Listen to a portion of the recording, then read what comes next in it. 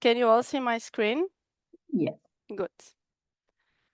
So, good morning, everyone, and welcome. I'm Petra, and I work at Startup Europe Regions Network, and I'm the communication manager. And today, I want you to explore the basics of social media marketing, because there's a whole new world behind, and especially discussing online presence and how to build trust and connect with your audience. So, with not further ado, we will start. This is the table of contents I want to cover, from what is social media marketing to setting up your channels, content basics, how to grow, and metrics.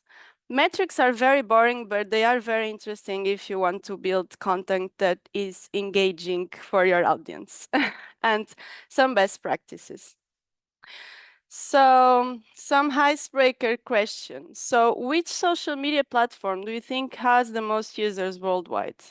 I don't know if I can see your answers, but if you can just unmute yourself and just give a quick answer. There's no clue. I cannot see everyone, I'm sorry. Okay, so you're shy today. So I'll just go and answer for you with this very nice and quick video. You will see which is the social media platform with most users. So from 2005 to 2024, you can see that YouTube started to be the social media with most users. All the influencers started there. And then Twitter,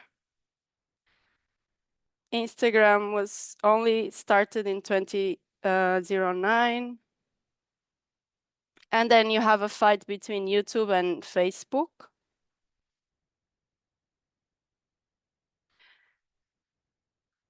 It's very quick. And then WhatsApp also started to be a social media with a lot. It's considered to be a social media. For me, it's not considered that much, but it is. And then Instagram took over Messenger. And then I'll just go further. Okay, to answer your question, Facebook is not dead. Facebook is still the social media platform with so many users that you cannot imagine. So it overpasses Instagram. And so there are over 4.8 billion people using social media globally. So that means that your audience is there. So social media marketing is a process of using the social media platforms to connect with your audience.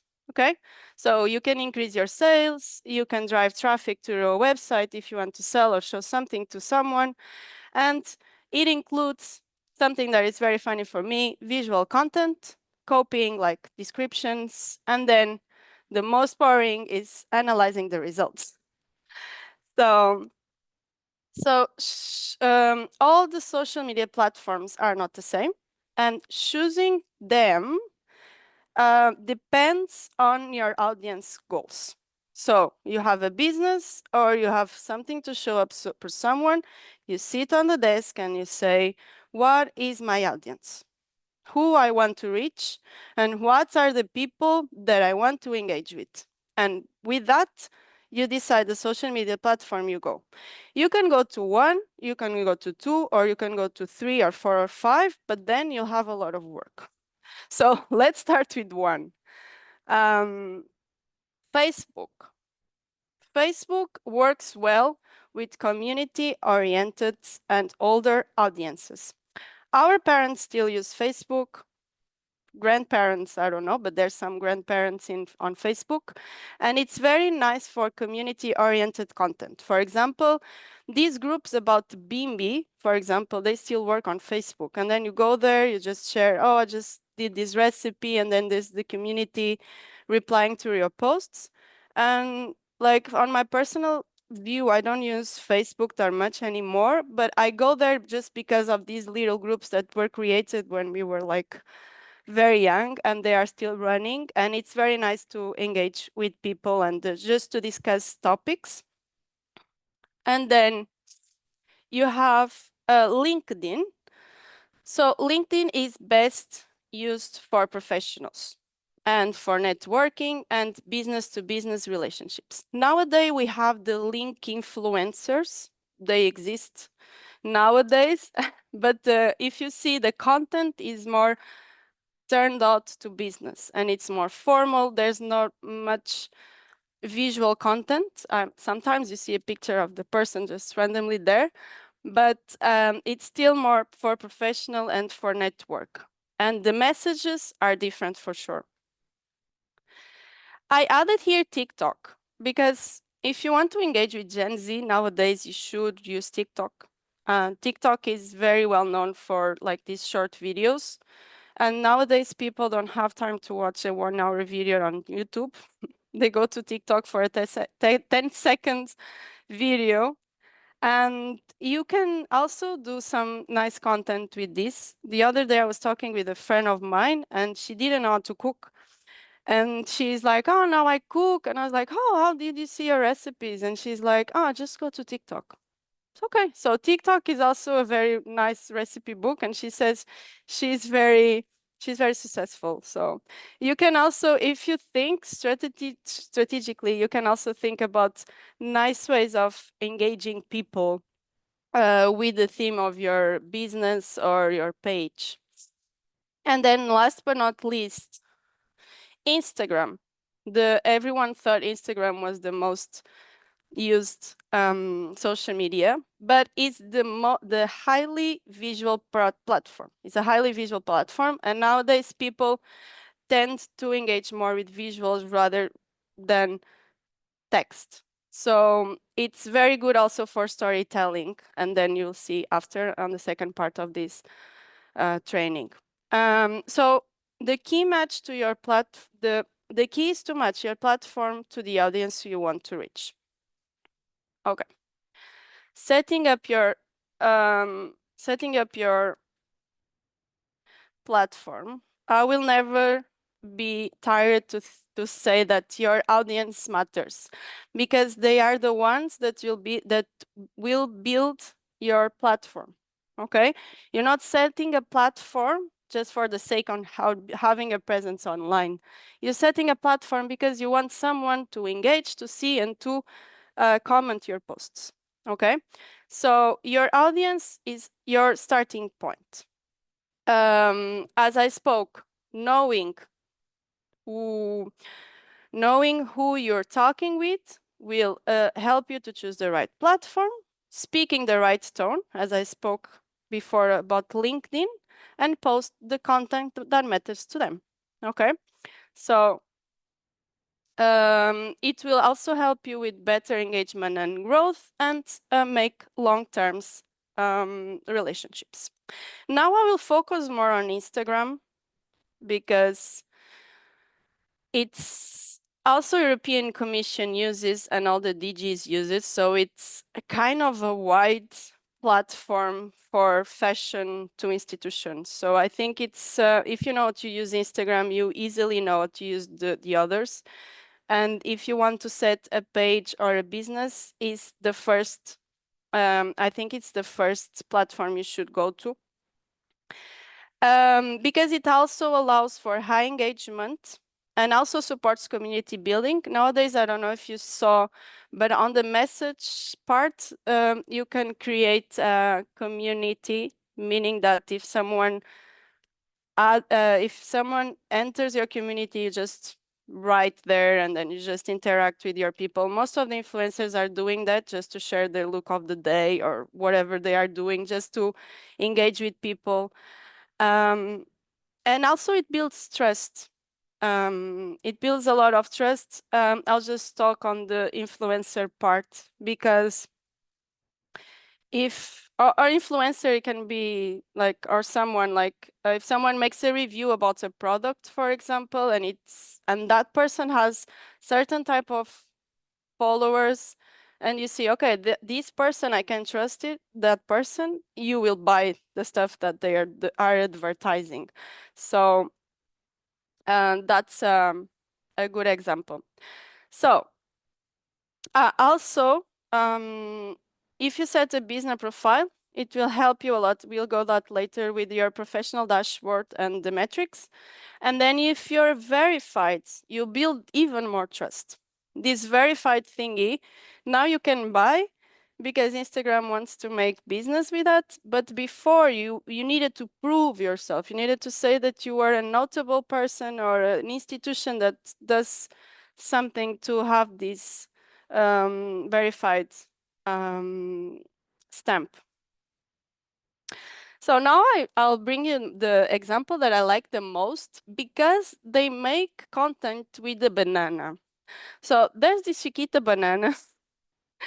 And when you're setting up your Instagram profile, like you need to have a logo that literally tells the person that, okay, I recognize this logo and it's professional.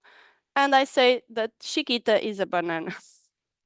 And then there's this keyword-rich bio, meaning that they created a persona for the banana. So they say the banana account, which is very funny. And then it says that it's run by Miss Chiquita Aka, the First Lady of Fruit. And it gives a call for action to people like PS, wasting food is tacky. So it also talks about sustainability. Let's forget that Chiquita Banana comes from Ecuador, but they also have this call for action for their followers. And it's very funny if you go to their social media page because they manage to, I mean, how can they communicate a banana? So it's very funny. And I think it's a very good example on how you can literally talk about everything you want on social media. And in short, if you go to their social media, you see, okay, the logo, this is a banana, and then they have the keyword and they have a call for action. And never forget, please, links, either contact or a website, so you can drive the traffic there. And now, what about this example? What do you think?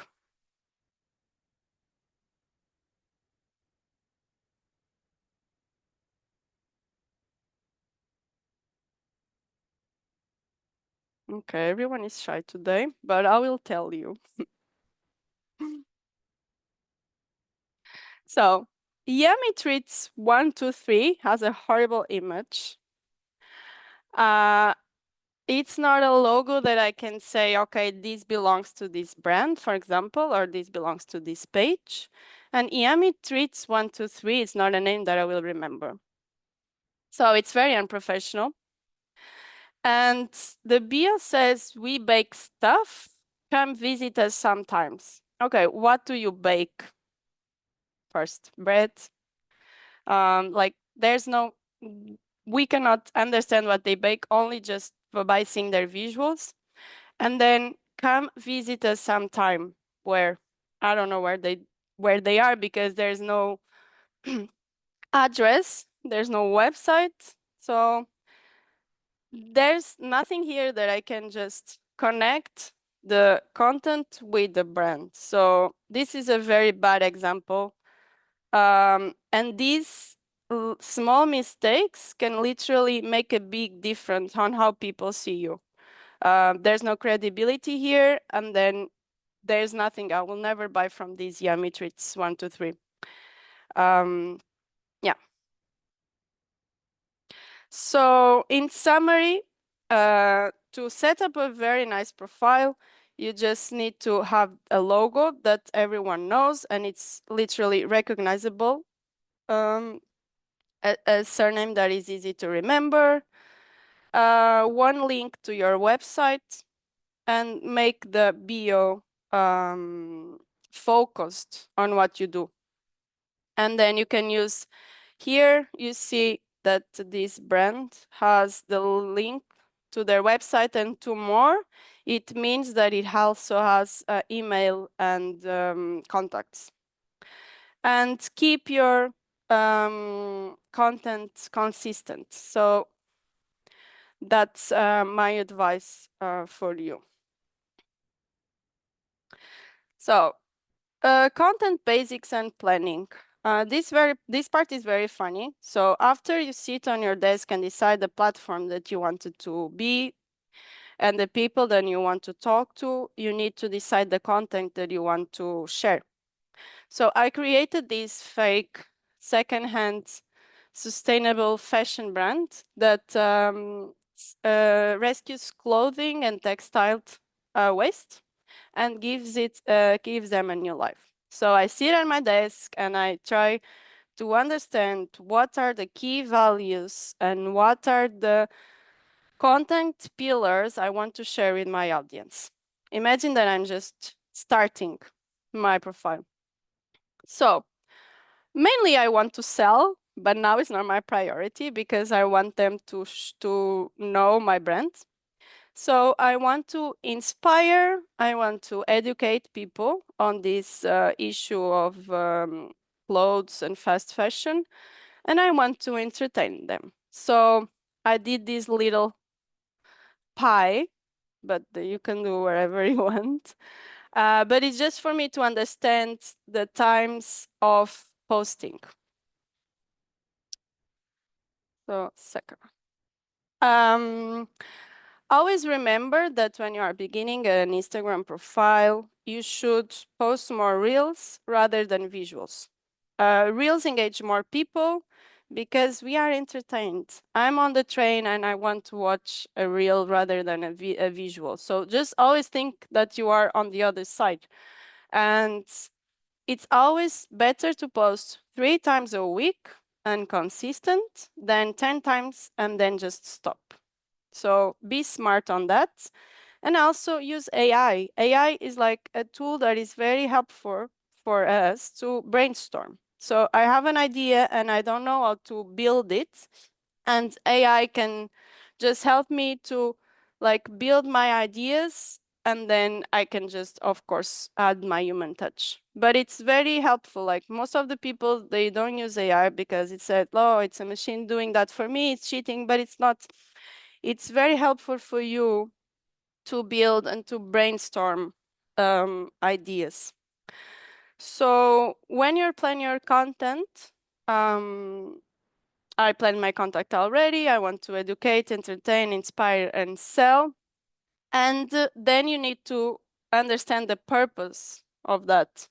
For example, educate, I want to build awareness on secondhand fashion and on fast fashion. Entertain, I want to make it fun and also relatable to people because the world is so bad nowadays that it's also so nice to laugh sometimes. And inspire, share the why of the stories, and then to sell, to showcase my products. And then I can plan my content in 5 minutes. I decided to post 4 times a week only. And then I decided, for example, here I started with a carousel post, but I can make a reel. What really happens to your clothes when you throw them out, and then entertaining content, turn a hoodie into a tote bag. And then Thursday, inspiring, like the story of a skirt that was on the waist and went to Paris Fashion Week, and then to sell, like the look of the day.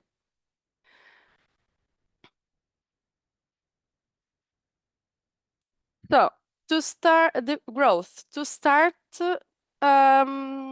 to grow, you need to start engaging with people. Again, I'm very boring, I know.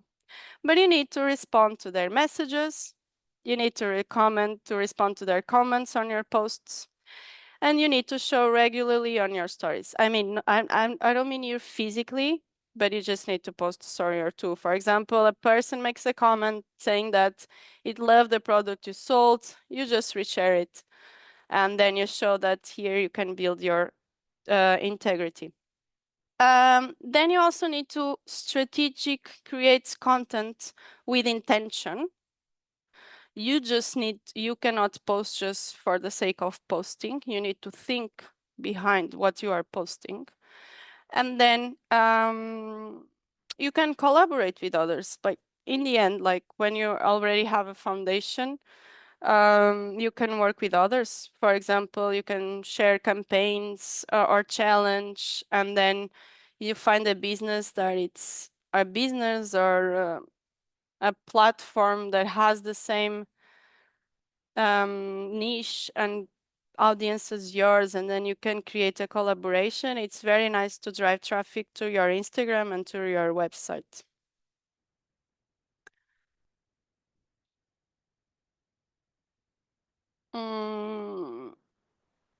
And now the boring part, success. So as I said before, this is the part that no one likes to do. Social media people hate these numbers. But these metrics are very important because they tell you what your audience likes. For example, I'm doing a lot of content on education and inspiring, and then people they don't care about the stories I post about the skirts that show up in the Paris Fashion Week. So they prefer content when I teach them why it's important, how to recycle and how to stop buying fast fashion. So on this month, I will change the way I will plan my pie. So maybe this time I will put 50% on education and I'll remove the others, because then I can attract more people to my platform. And then it changes all over the time because new people come and then, oh, I like more when she makes the look of the day. So then I can just change. So have this in mind, maybe make an Excel with your strategy since the beginning and then make it over the months, because it will change for sure. And then these metrics, they will tell you what your audience likes.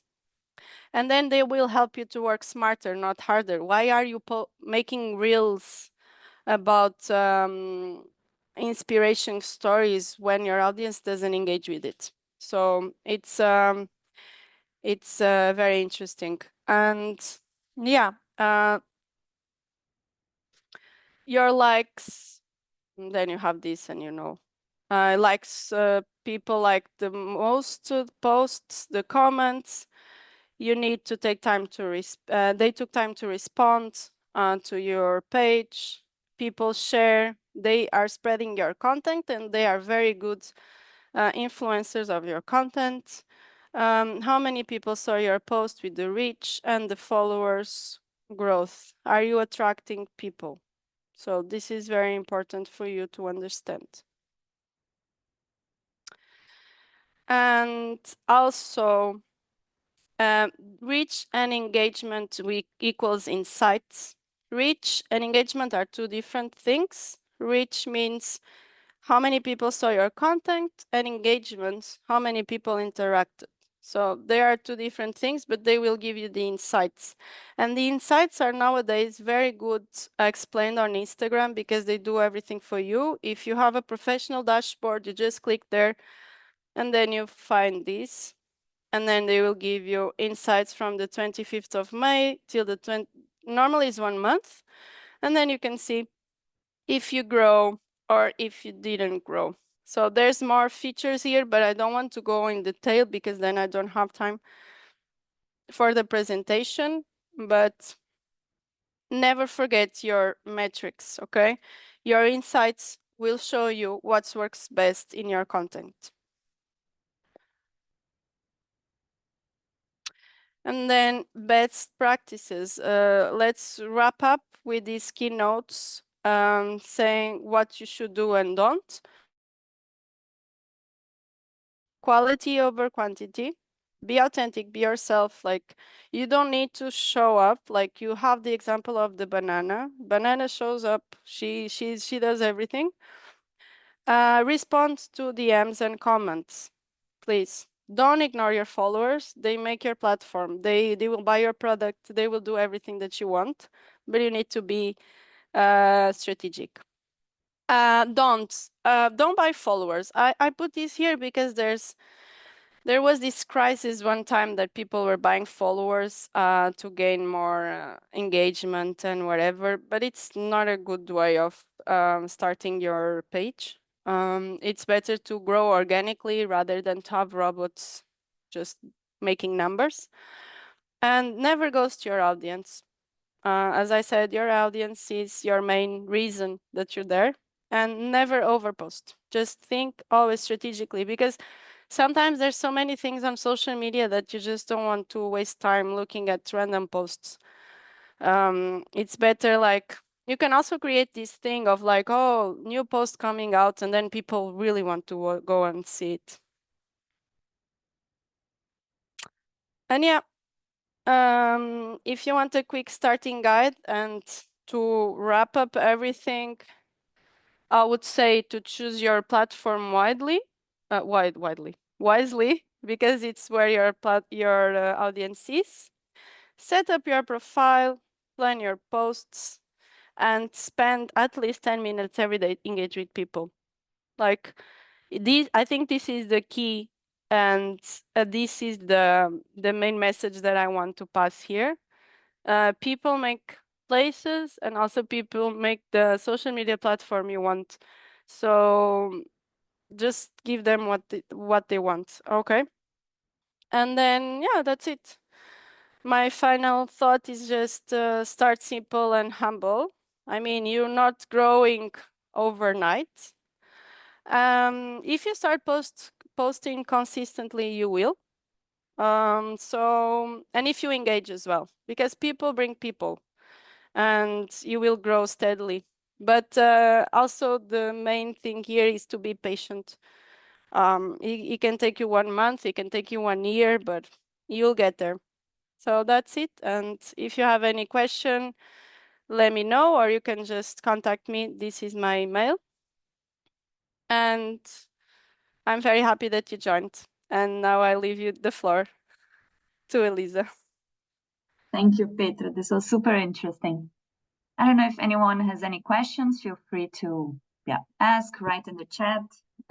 Otherwise, we'll move to Alexander with storytelling.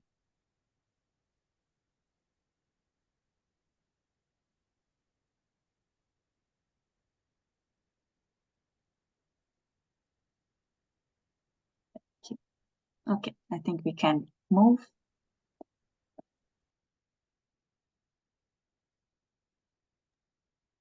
Thanks, Petra. Thanks, Elisa. Good morning, everybody. Let me just see if I can share my screen. I'm going to take the next part of the input. Can I get a thumbs up if everyone can see that? Yeah. So, my name is Alex. I work at Climate Kick in the monitoring, evaluation, and learning team. So I'm not actually a communications professional. So maybe then take everything I say with a pinch of salt. But I'm going to talk to you about how in the Climate Kick learning kind of team, we've been thinking recently about how we tell better stories of impact and outcomes as an organization trying to work on the climate crisis, and using kind of strong grounding and evaluation to do that as robustly and honestly as we can. And I would say that because I think that people who are interested in evidence and in measurement are not always the most natural storytellers. I think because this is like the reverse of Petra's presentation, where she said the bit that every social media manager hates is the data, and I was like, oh, that's the thing that I care about the most. But so we'll work backwards from data up to storytelling. So what I'm going to cover, like in this presentation, is to first of all talk a bit about why storytelling. Why does it matter? What are things to kind of think about, considering like what makes a good story? We're going to talk about the basic questions to ask yourself in terms of putting narrative together about your work and what that might mean in terms of an organization that is in the kind of the messy middle of social change. So if you're supporting other organizations, how do you articulate what your particular contribution is within a story of change? And then I'm going to talk about 3 aspects of the craft of storytelling. And then we're going to do a kind of practical exercise that brings together some of the lessons from Petra's presentation, and also helps us to think about kind of how might we begin to sort of craft outputs. And I'm going to put plenty of examples and links in the chat as we go along. Yeah, so I'll get started.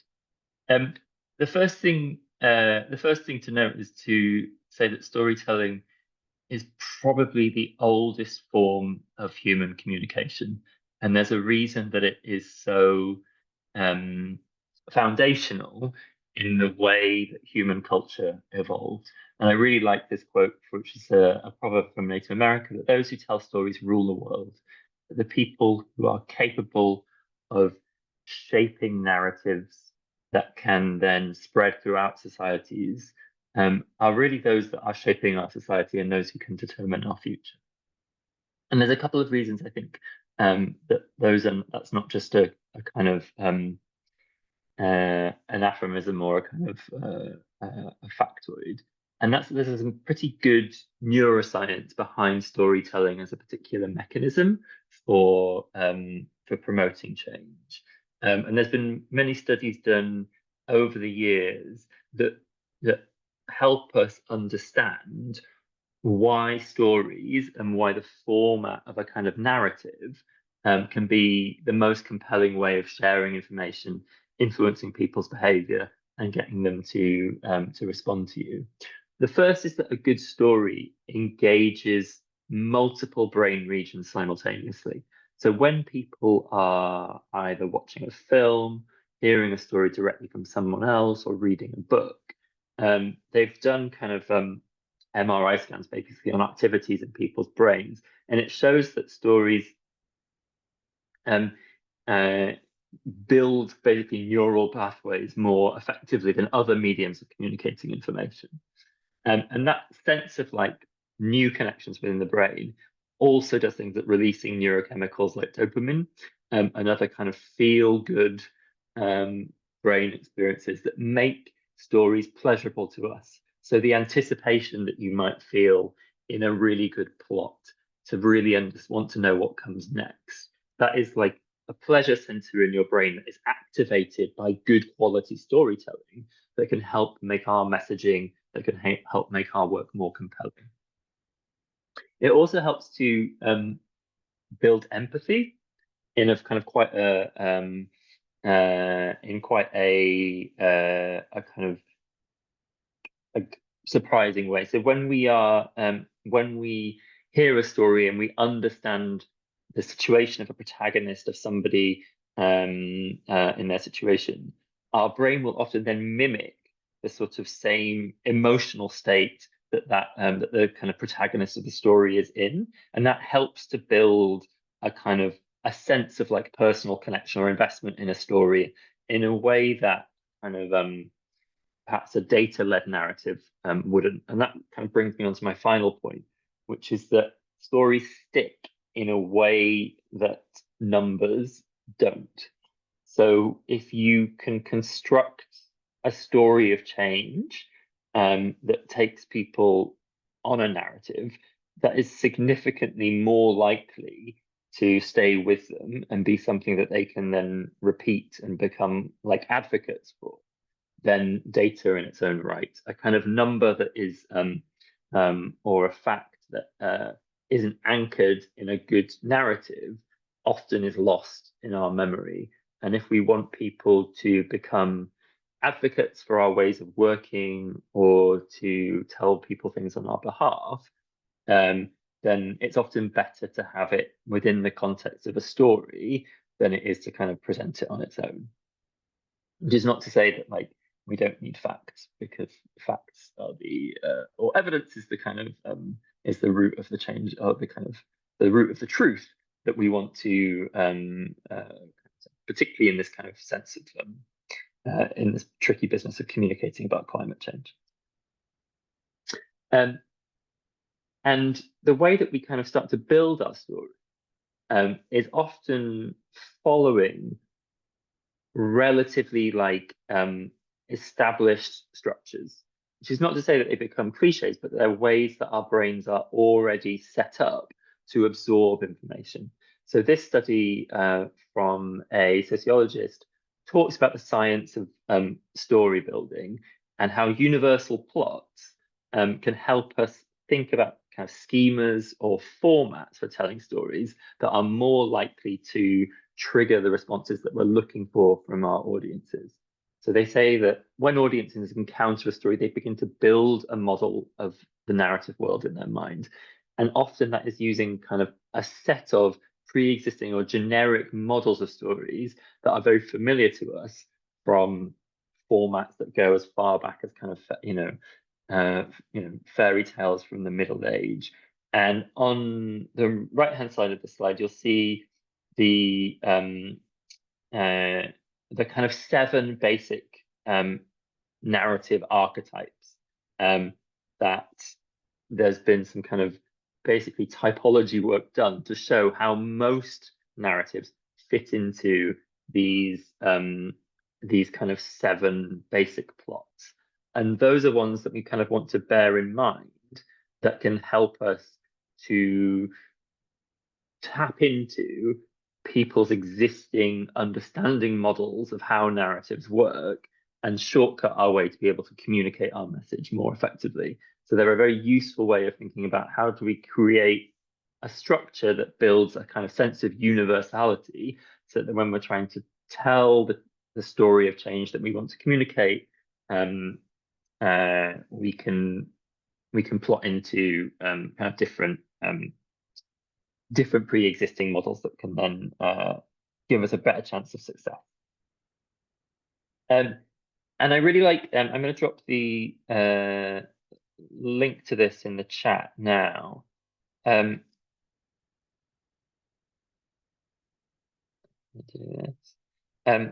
This article that was on the Stanford Social Innovation Review a few years ago now, actually came out in 2018, but it was written at a time when a lot of people were starting to think about the failure of progressive movements to build narratives or story archetypes that were capable of challenging the growth of regressive and right-wing movements around the world. So this is looking broadly at lots of different types of storytelling and different kind of different contexts, different social kind of social movements. But this author Ella Saltmarsh talks about 3 kind of functions of storytelling as ways of thinking about what is the purpose of what I'm trying to do. And she starts with story as light. And that means how do you shine or draw attention to things through storytelling? And she thinks of, and she talks about 3 different ways that story as light can work. The first way that it can work is to draw attention to what she calls the fault lines. So can we use storytelling as a way of particularly highlighting injustice, a way of describing problems that demands and provokes action? I think we are all now very familiar, particularly in the climate space, in the ways in which our storytelling about the climate crisis has failed to gain traction in policy outcomes at a kind of global scale. But I think if we think about how do we try and tell stories that are rooted in a local context, that sort of problem orientation and using story to highlight a problem could be like an effective model for how we use story. The second is to think about visions of a future. So can we use storytelling as a way of breaking people out of the assumptions they have about the way that progress looks?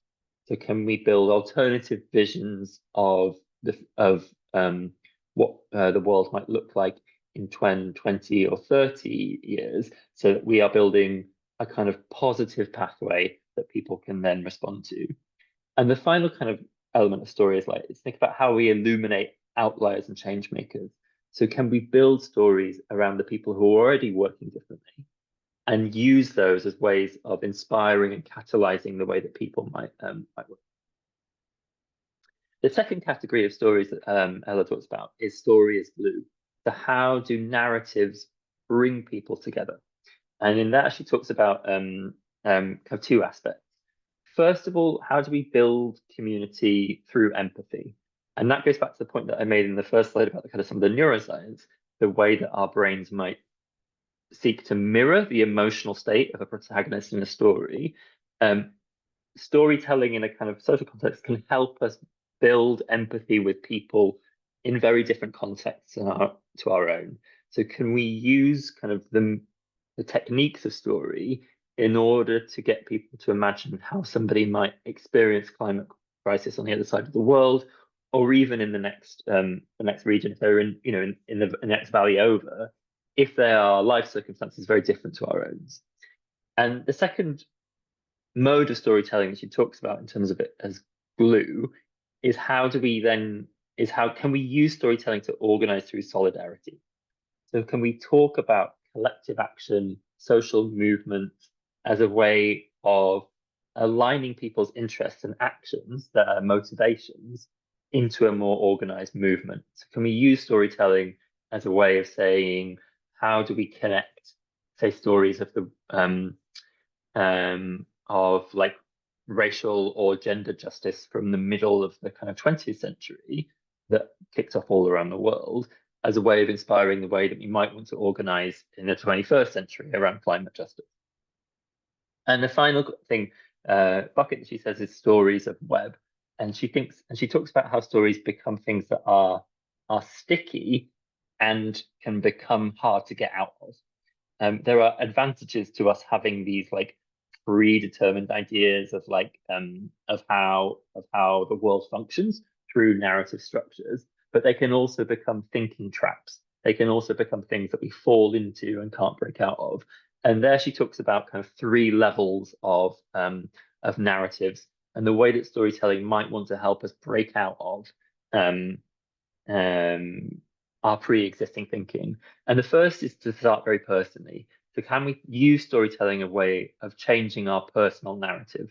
So that might be thinking about what you personally are capable of, or what you're allowed to do, or what the role that society has given you, either through your age, your place of birth, your educational background, your ethnicity, and can we use storytelling as a way of changing that idea?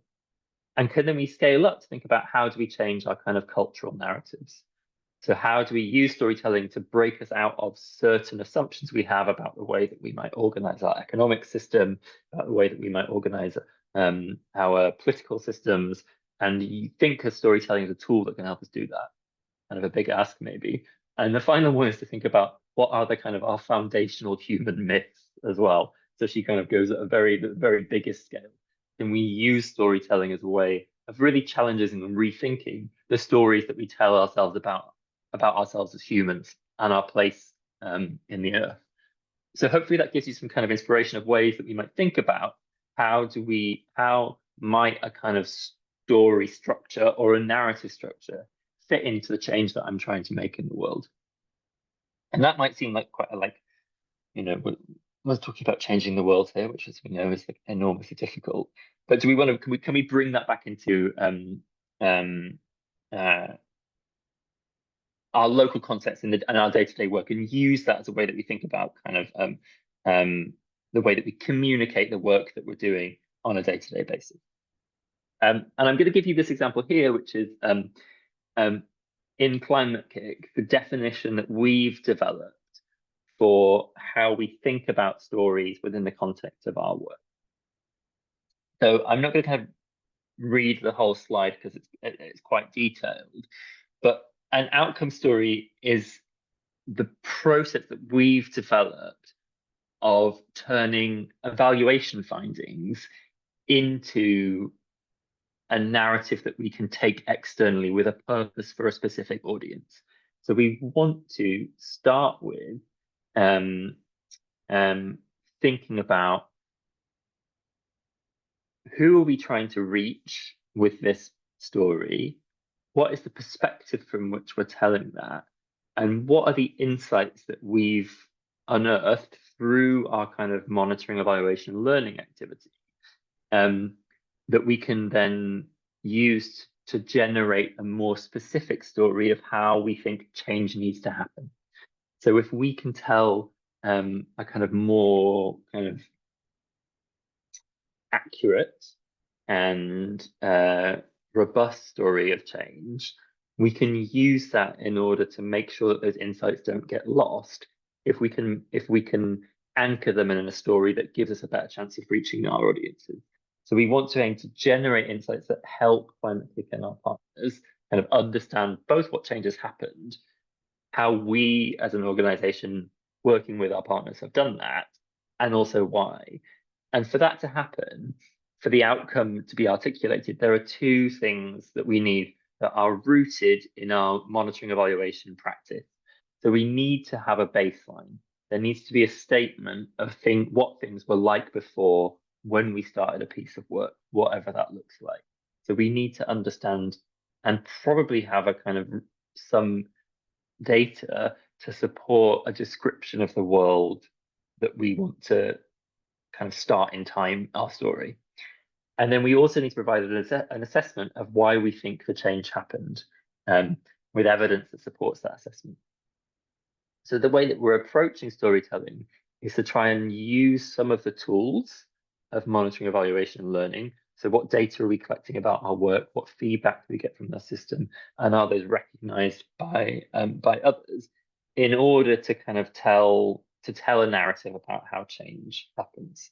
And often that can be quite a difficult shift for people to make, because we often think of, you know, data, evidence, monitoring as being the opposite of storytelling, that it doesn't have the kind of charisma of a narrative.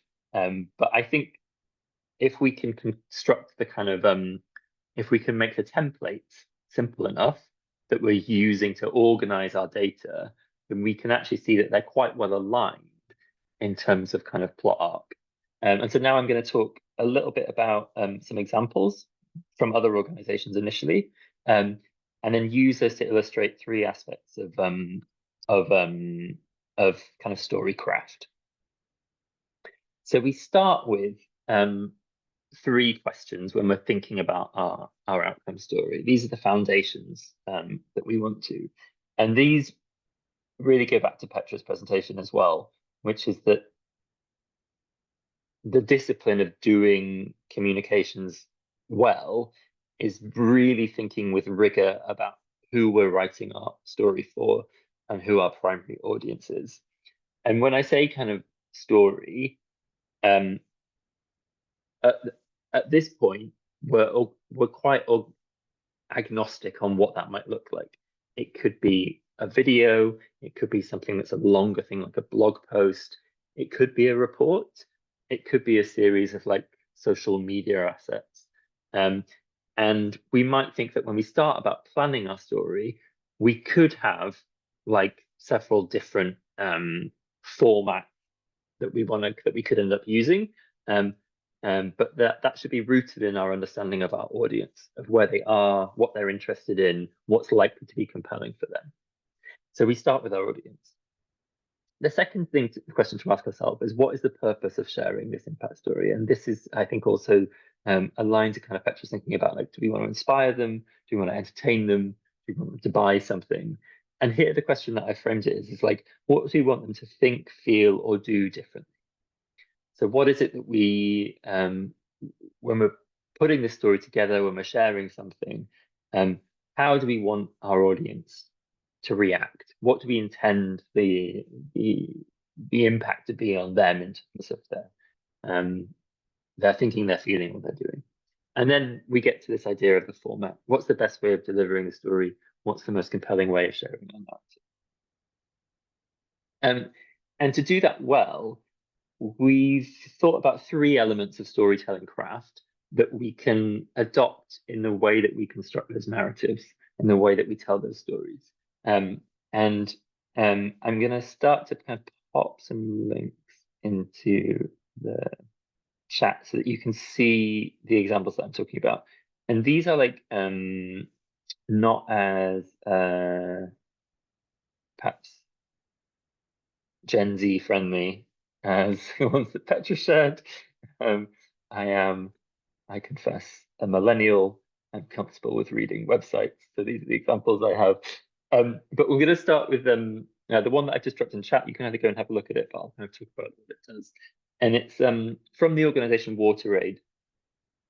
And it's a site that they've developed, which is trying to talk about and describe, communicate the impact of what they call climate whiplash. So regions that are, because of more extreme weather events, cycling very quickly between drought and flood, and what that means for livelihoods, for agriculture, for ways of working. And this affects millions of people in different regions around the world. And when you, if you look at the kind of link, you can see that they start with the big picture of the kind of scope of the problem worldwide. But they do a really nice thing in the way that they tell this story, which is to zoom in and out of individual stories to the big picture and then back again. And they do that in a way that helps to build empathy and helps us to illustrate what that feels like on the ground, so that we can have this sense of like, okay, so we understand perhaps in an abstract way that we have these, because of more extreme weather events, cycles of drought and flooding that make life more difficult. And they use individual stories from a number of different locations in order to build that empathy of what that means on the ground. So in this example that I've got on the screen, they talk about ways in which access to clean water are impacted for mothers in rural areas as a result of these kind of extreme weather events. And that is the first point, which is that when we're thinking about our story, we need to really think very carefully about the human element and character. How will human stories, which are often kind of messy, like non-linear ways of kind of communicating a change, how do they help us to tell the bigger story, perhaps, of the system in which we're working in? How can we help people zoom in and zoom out and build that kind of connection to a narrative in a way that takes the audience on a journey to the thing that we want them to feel, the action that we want them to take, the difference that we want them to make in the world. And so when you're thinking about building your own story as an organization, it's really important to think about who the protagonist is. And that could be you. You could locate it very personally if you're comfortable, if you're thinking about your kind of social media presence as a kind of professional organization. We often blend some element of kind of personality, our personal kind of experience with our kind of organizational brand in the way that we kind of communicate, even on LinkedIn, definitely on Instagram. But if you're choosing someone else as the protagonist, if you want to perhaps work with a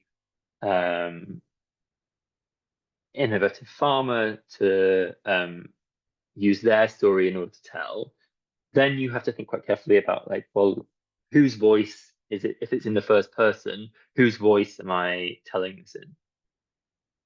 And the final thing I want to say is that sometimes an organization can also be the protagonist. Like an organization can be the person who the perspective from whom we're telling the story, and we can still build those things around like emotional connection if we get the sense of like the organization's personality right and communicate that through the way that we tell the story.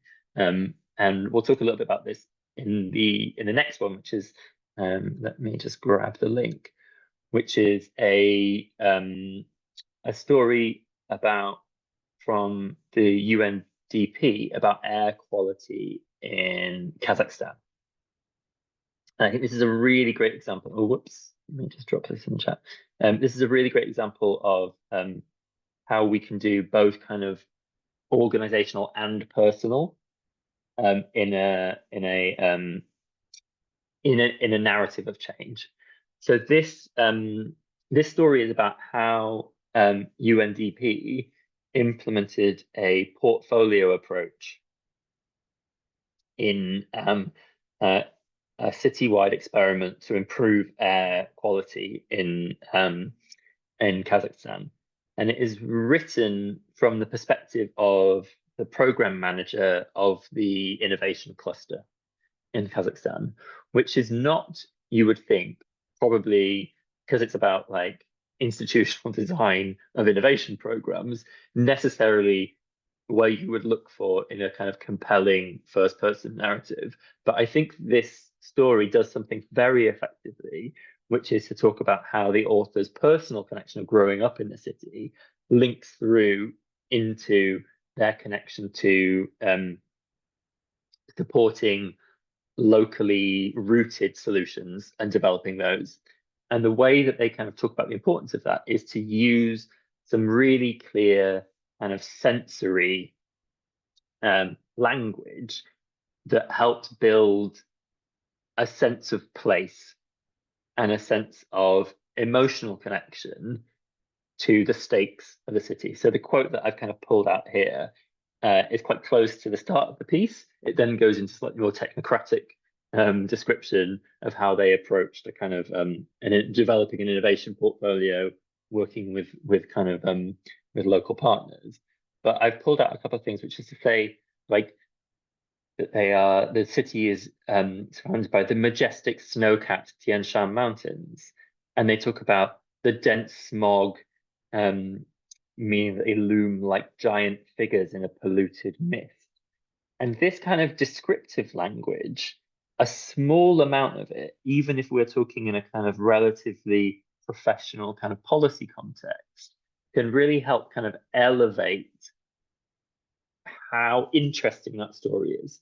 And it can trigger some kind of sensory like imagination within the reader that can root them in that place, even if they're on the other side of the world, and make them more interested in finding out what happens and more invested in the solutions that the article is talking about. So these two kind of first things of character and kind of description, how do we activate kind of sensory experiences in our readers, in our audience, are really ways that we can make that storytelling from what is kind of heart quite a dry story of like of experimenting with organizational forms, the way that the UNDP implemented a kind of portfolio approach to its innovation work, can help us to kind of understand why it's important and become invested in the story out. And the final thing that I want to talk about, and the one that we're going to focus on for the exercise, is plot arc. And this goes back to what I was talking about at the beginning, which is like touching on those existing structures that we understand from the stories that we've been told from the very start of growing up, and how we can use those structures in order to produce more satisfying, more compelling, and more resonant kind of stories. And so we're very used to, I think, hearing stories that kind of sit in these formats, but we can use that as a way of structuring and thinking about how do we build a narrative, maybe out of like a diverse set of like inputs.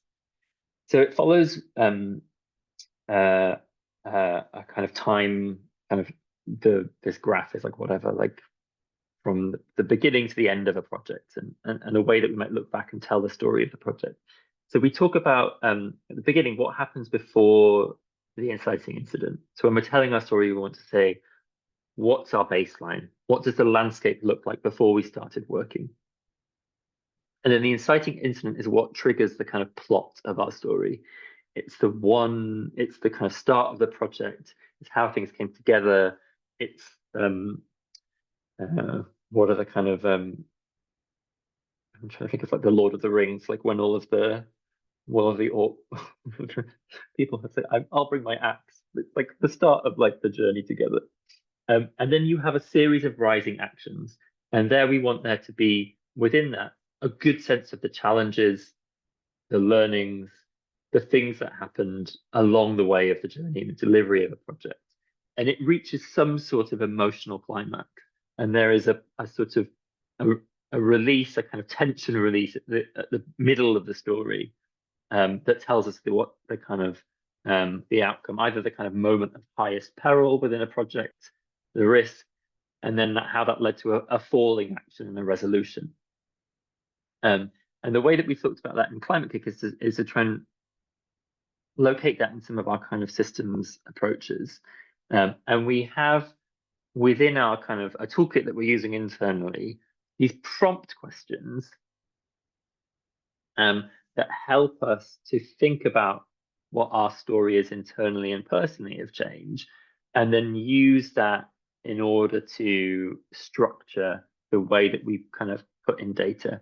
So we're thinking about a baseline, we're thinking about the launch, the inciting incident, we're trying to describe the rising action, the challenges, how they were resolved, locate them in a climax, either a high point or a low point, and then tell some kinds of some kind of resolution and next steps.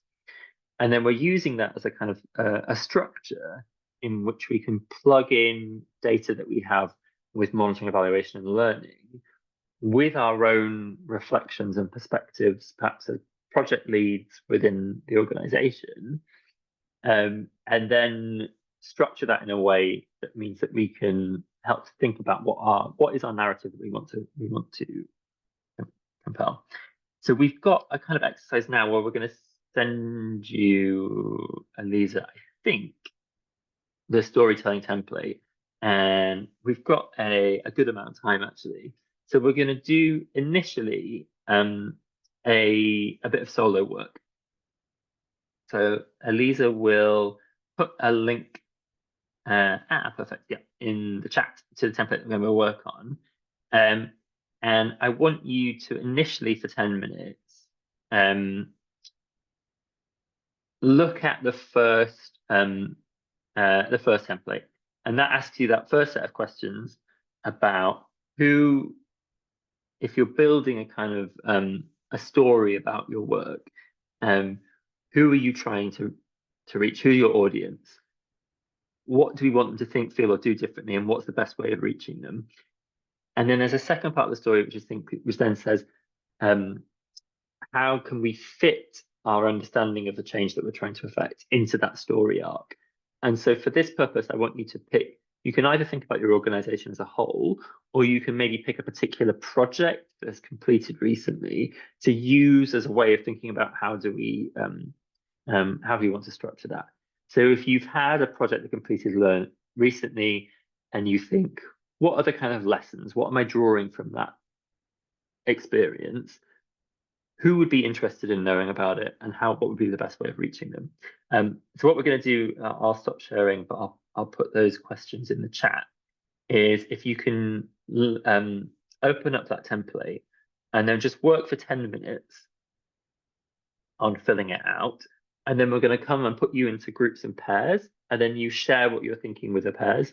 And then we'll come back together after another 10 minutes of peer-to-peer sharing, and we'll have a kind of plenary discussion, troubleshooting, asking questions. I hope everybody is clear on the task. I'll put the questions into the chat. If you've got any problems reaching the template, just give me a shout.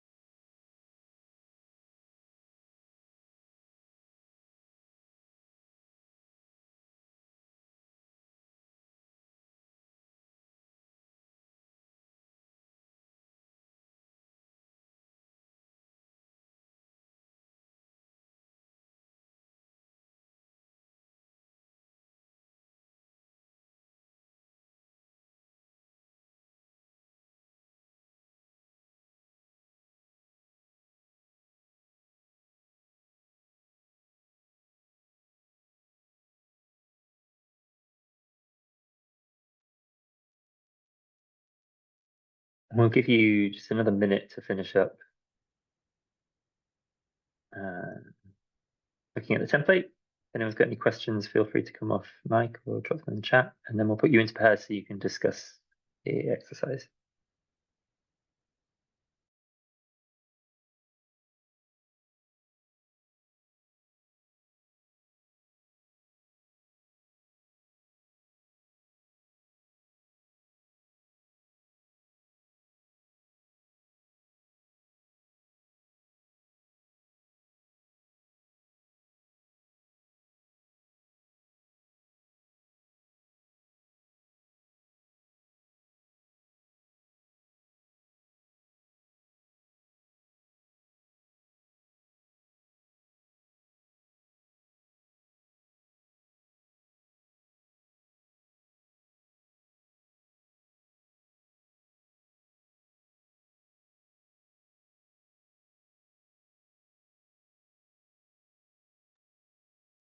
Okay, so Anisa, you could.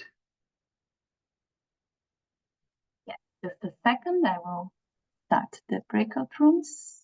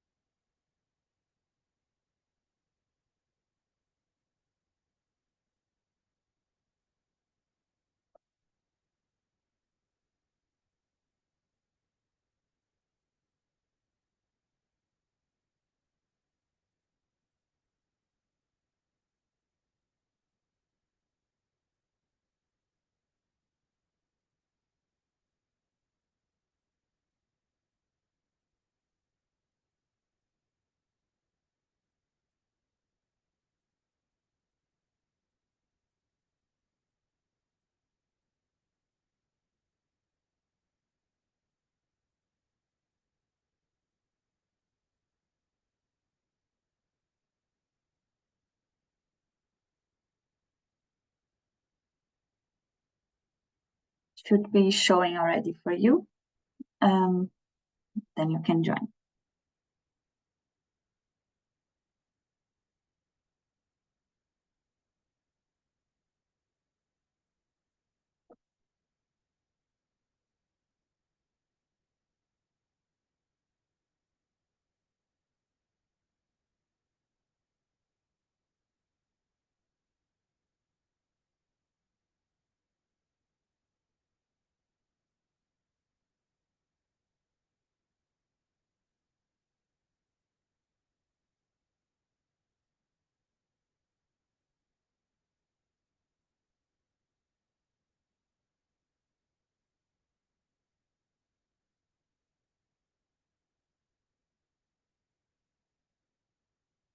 I think I will assign Michaela to room 1, Alex, if you can see the rooms, because she's alone there.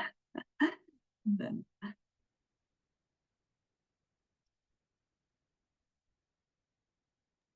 I think we can discuss here. I don't know, because we are so little. Yeah. Let's see. Yes, I would agree. People got scared and they left. It's common with breakout rooms.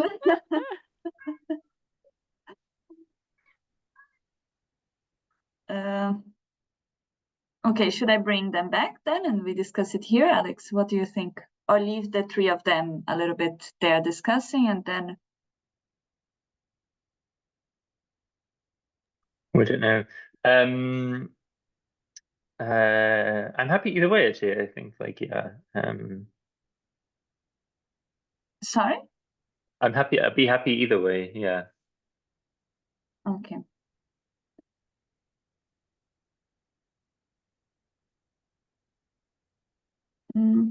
Okay, I think I will bring them back then, and then we can all discuss here. I don't know if they will be shy to discuss here, but hopefully not. Is that okay for you, Alex? Yeah.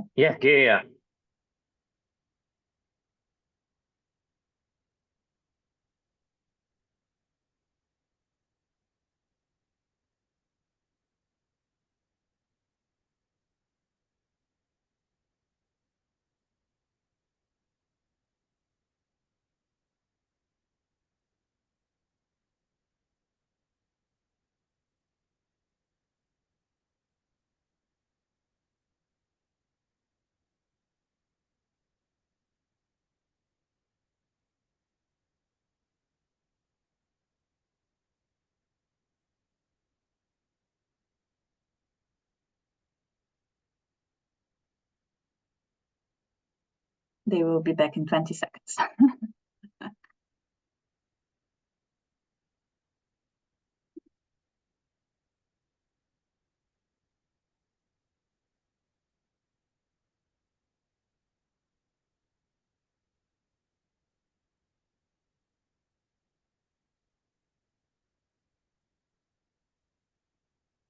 Hi, everyone. We brought you back because people got a bit shy with the breakout rooms. So yeah, we just brought you back so we can discuss it here since there's not so many left now. So yeah, sorry for bringing you back in the middle of your breakout room, but I think it's just better if we all discuss together here so that, yeah, it's easier. So yeah, feel free to keep discussing whatever you were discussing in the breakout rooms. Alex, if you want to say something. Yeah, I'm interested, I guess, in any of you sharing kind of what your reflections were on the presentations and completing the template, and any other kind of problems or challenges that you face when thinking about kind of communications and marketing in your organization. So I don't know if someone is brave to kick off, or maybe you've already shared a little something in your group. Beatrice. I'm happy to start, even though I'm not sure if I'm going to fully answer your question. In my breakout room, we were just breaking the ice. So we were started with introducing to each other. And I think normally that already takes a little bit of time.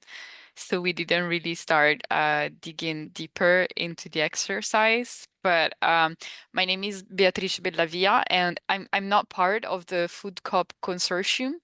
But I am responsible for the communication activities of a project that I think has a similar mission, and it's called Starting Mountains. So we're a consortium of 8 partners, and we are trying to implement the concept of startup village in the different regional realities that are part of the project. And we just started.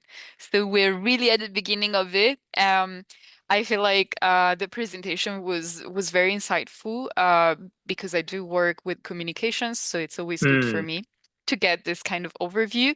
Yet I probably feel like the exercise was maybe targeting a little bit more like regional or local entities.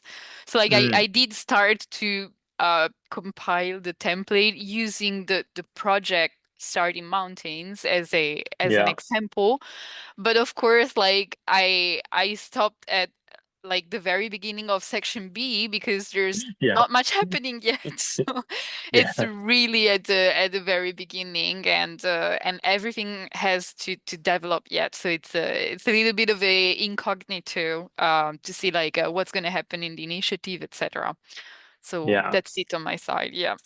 Yeah. And can you say something about the kind of audiences that you were thinking of? Yeah. Any reflections? Yeah. I think it would really make sense for us to target like other communities in like either rural or mountain regions, like mainly like more remote kind of areas. And but I think we also want to like elicit the interest of like regional authorities, national authorities. So basically any entity who is somehow responsible for territorial development or who has power to like enable like a more entrepreneurship friendly kind of environment. I guess they would be our target. And I was thinking maybe an interesting way to communicate about the project and the different you know, journeys of the various regional partners could be something like a journaling sort of format, but I don't know, I'm really freestyling here. But I guess that the idea is that because I do have the impression that this idea of like bringing the entrepreneurship and innovation to like rural areas, remote areas, it's I mean, it's not new, but it's still a field to explore and to develop, and it's plenty of opportunities and untapped potential there, I guess. So maybe what could make sense in communication wise is like try to get the interest of people that are still kind of stuck in their, I don't know, like in their challenges and in their issues, and that are not really managing to find like a way out of it, and try to leverage a little bit on the identification dynamic. Like, I don't know, someone is watching the story of a regional authority involved in the project, and it's like, oh, well, actually, we can definitely feel you, like we know how it's like, and yeah, we can totally get the challenges you're talking about. So I thought this could be like a little bit the target audience and the format. Thank you. Thanks.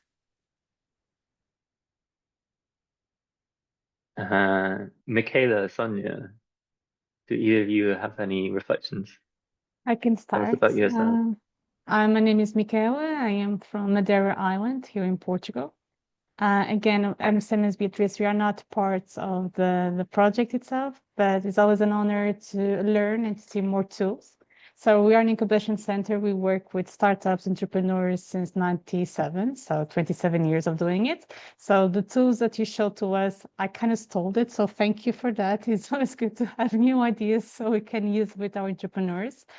Although I started this call 34 minutes ago, I kind of jumped in the middle of it. But your exercise was good, and I used the same thing. One of our projects, which is the Digital Nomads Madeira Island, which we started because of a big challenge, which was COVID time. So that's the biggest pain that we had, but we took it as an opportunity to develop a solution for the ecosystem. And in this case, the project began, the Digital Nomads Madeira Island, where it was a project where we could attract to the island digital nomads, remote workers. It was a way of helping local entities and private holders to benefit directly with it.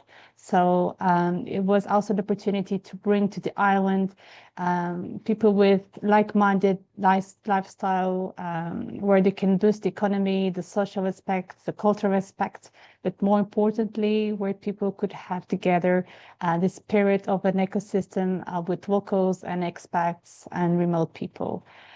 So while doing your exercise, it was an opportunity to go through that since the very beginning.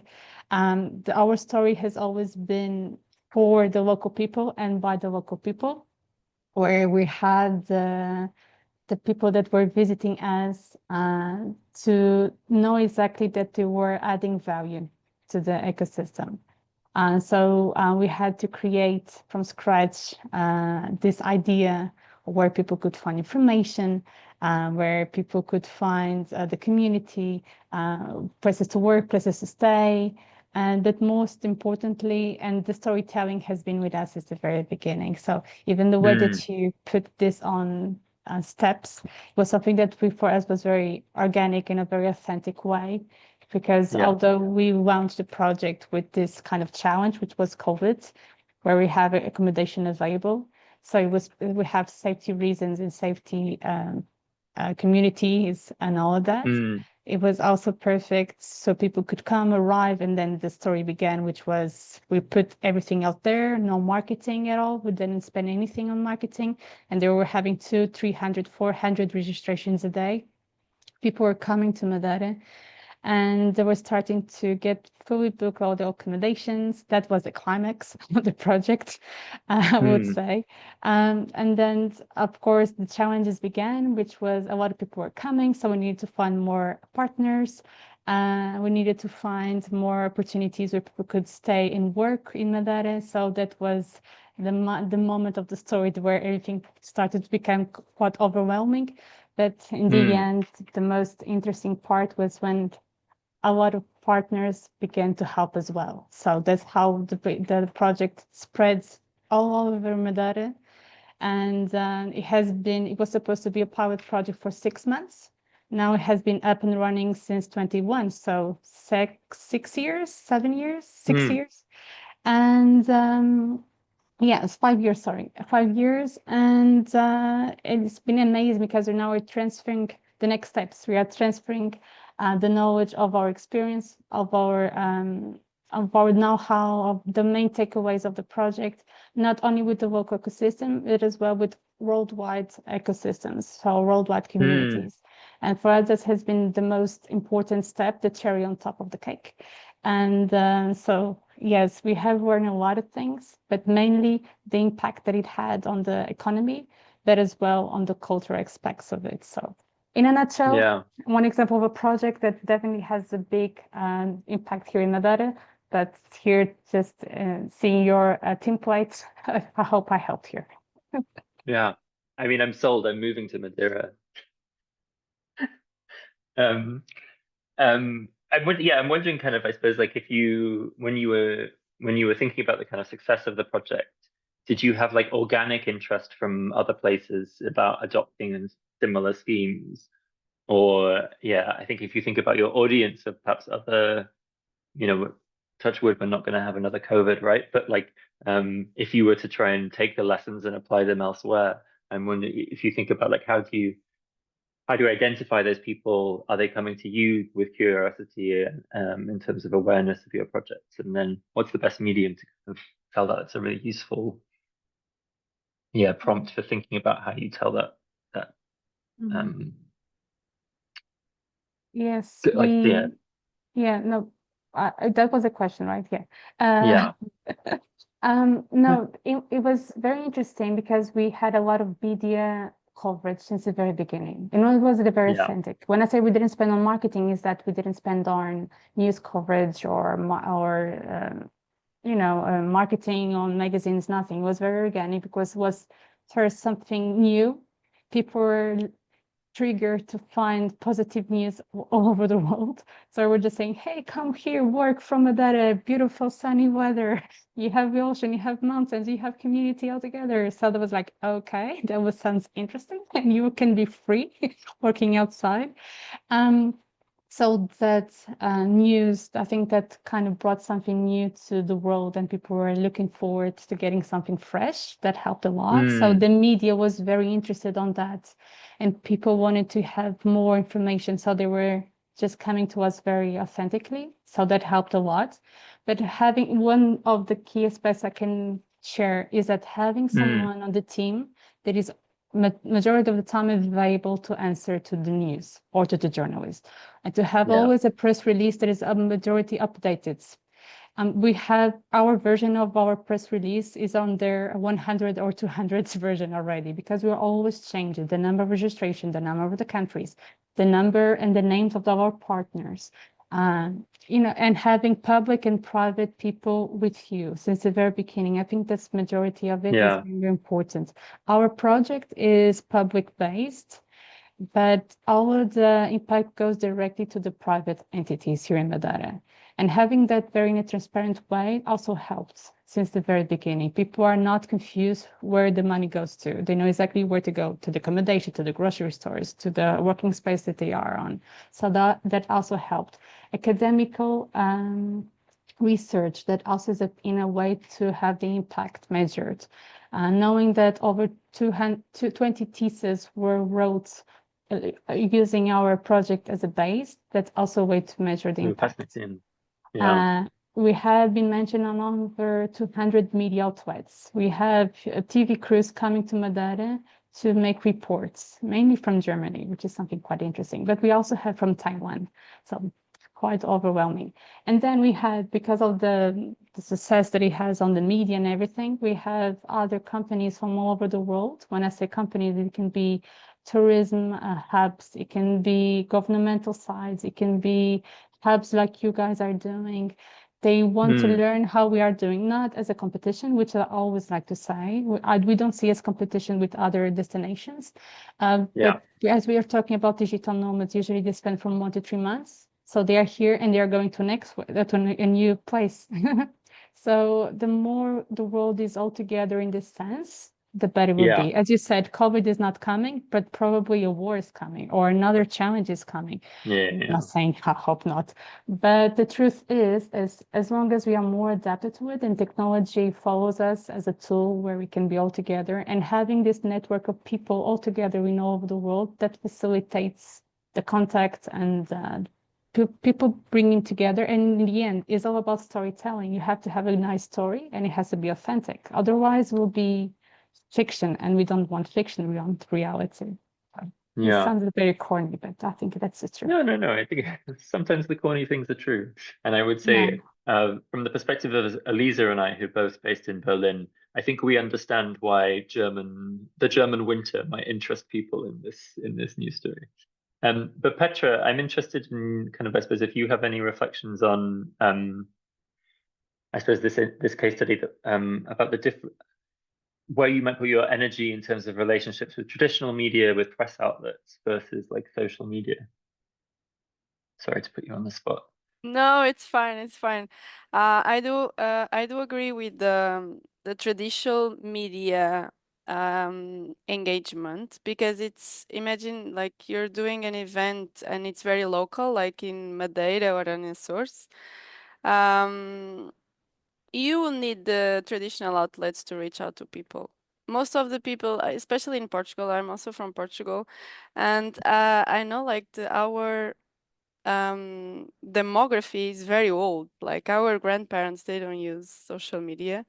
So if you have a newspaper or a TV on, I think it's way easier to disseminate something that you're working on. So also sit on the desk and think about your target audience, because I think in this case you can use both, like older people, the traditional outlets, and the younger people, the social media, and you can reach a wider audience. I don't know if I replied to your message, but I was more focused on social media, but I do agree that traditional outlets are not dead and they can be used. And as you were saying, engage with journalists also. It's very important to reply to them all the time because they are the ones that will disseminate your work. So yeah, that's it. Okay. Well, I don't know if any of our other shy attendees would like to share a little about their projects or anything that they found interesting or challenging from the template. But Elisa, if not, perhaps we can end the session a little early. Yeah, no, that's totally fine. Your session was very good. You touched everything about the storytelling part, and it's very important. Like if you want to reach an audience, you need to know how to tell stories. You need to engage them. So it was very good. Thank you, Alexander. Yes. Oh, thank you, It's very both kind. of you. Thanks. Yeah. Nice to meet you. Thank you everyone for coming. Yes, thank you all for coming. I just wanted to quickly share a link for a feedback form, just because this kind of workshop is something we plan on doing more often. So we really want to hear your feedback and what kind of other topics you would like to hear and see. So I just sent it in the chat. If you can just take a few minutes to answer it. It's not a long form, but it would really help us to think about the next workshops. And thank you all for joining, and thank you, Petra and Alex, for the very, very nice workshop. Super interesting, two very relevant topics, and very, very nice. Thank you so much. Thank you. Have a nice day. Thank you all. Nice day. Bye-bye. See you. Bye.